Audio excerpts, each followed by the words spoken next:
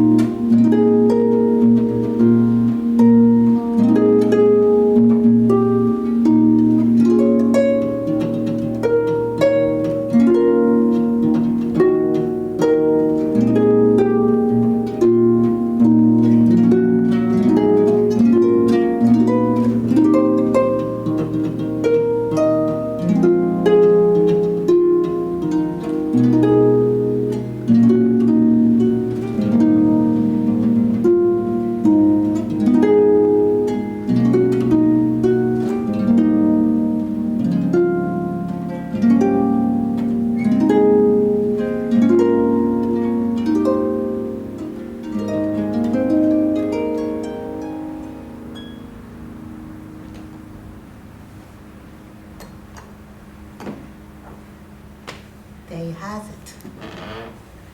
So, my name is Destiny Muhammad, and I'm a jazz harpist. I probably straddle the fence between jazz and classical crossover, but a leaning more towards jazz. That particular piece was written by John Will.I.Am Coltrane, called Naima, and it was written for his first wife, whose name was Naima. And I like that piece. So that's what I can tell you about that piece. What would you like to know? Well, you call yourself a sound sculptress. Mm-hmm. That's a beautiful name. Thank you. How did you come up with that, and how is that bigger than being a jazz harpist, or is that different? It's not different. How I came up with it is when I was really getting my hands and mind around the idea of playing jazz as a harpist. And I was learning some of the verbiage, the vernacular around jazz. And I remember I was talking to this gentleman, and he was telling me about jazz. He said, "Oh, you need to shed." And I said, "Shed? What does that mean?" He said, "You need to go to the woodshed and chop out everything that isn't jazz." And so I was thinking, that's like a sculptor.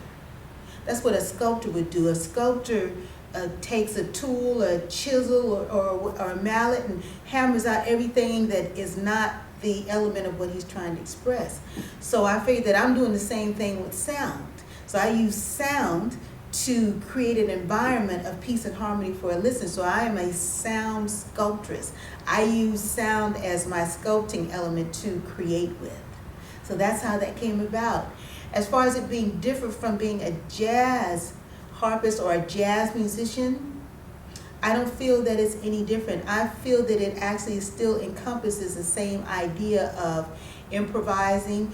There are times when who anticipated to have Naima played on harp, even though John did bring the harp to his next wife, who was Alice Coltrane. And I don't recall ever hearing her play it on harp or recording. But just the concept of playing jazz on an instrument that is primarily recognized as an orchestral instrument, the instrument of the angels, the instrument that God plays. There's all of that, and then me choosing to play something else outside of the ideal of something that's angelic.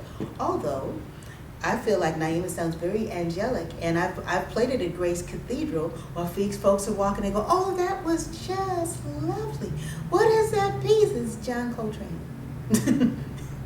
So I don't feel like it's any different. I feel like it still is encompassed in the same idea, and as jazz continues to be jazz, but it's beginning to evolve, then we're seeing folks evolve with it in their idea of how they experience it and express it, and how they come to it, and how they call themselves within it. So I feel that sound sculptress is appropriate.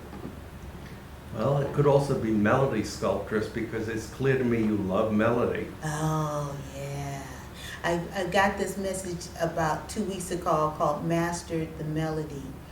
And in my evolution in jazz, what I found is that the melody is what, for me, speaks to whatever improvisation I'm going to do later on within the piece.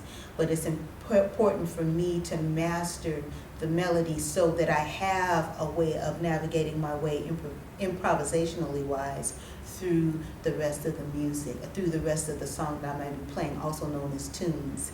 I like to call them compositions because I actually feel that jazz musicians who write music, that they too are the equivalent of Igor Stravinsky, of Beethoven. And so just like Igor and Beethoven were considered composers, so are every jazz instrumentalist or vocalist. They are composers. And so I don't refer to them as tunes. I was playing at a church once for a Black History Month about a year ago, and I was asked to come, and I brought my trio with me. And so I said I greeted myself to the congregation, and I said, we're going to play a piece composed by the legendary Duke Kennedy, his name is Kennedy Duke Ellington. And no one knew him that way. They just knew him just as Duke. So when I said I'm going to do a composition created by Kennedy Duke Ellington that was performed at Grace Cathedral in 1962. And it's called Come Sunday.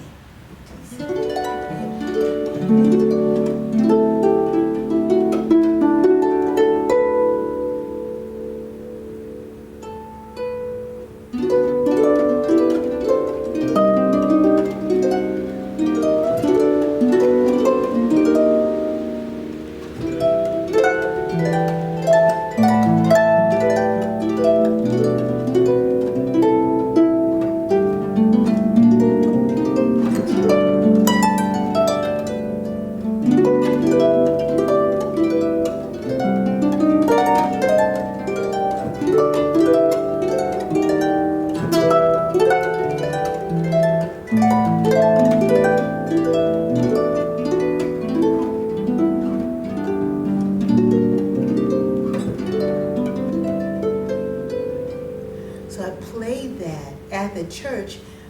The congregation was primarily made up of Caucasians with a few black folks sprinkled in. The black folks knew that.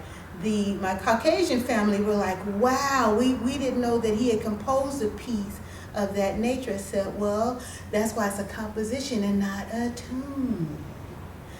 But that's me talking. That's how I feel about the music is. As a composer, we put so much of who we are into the tune, into the music, and I'm calling it a tune, almost messing up there, but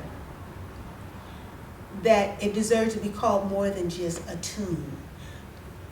It deserves to have the same respect, regardless if it's 3 notes or it's 8 bars or 4 bars. It deserves to be referred to as a composition. You write it, you penned it, you got other folks to play along with you. It's a composition, just respectfully. But I digress. What'd you ask me? That didn't sound like a digression.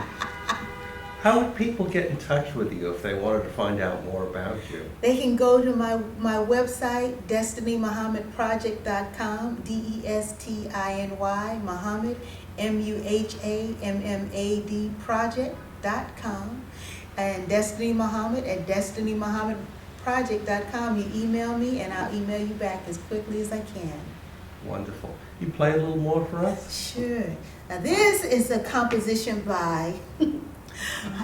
Regardless of what anybody say about him, I love his ingenuity and his tenacity.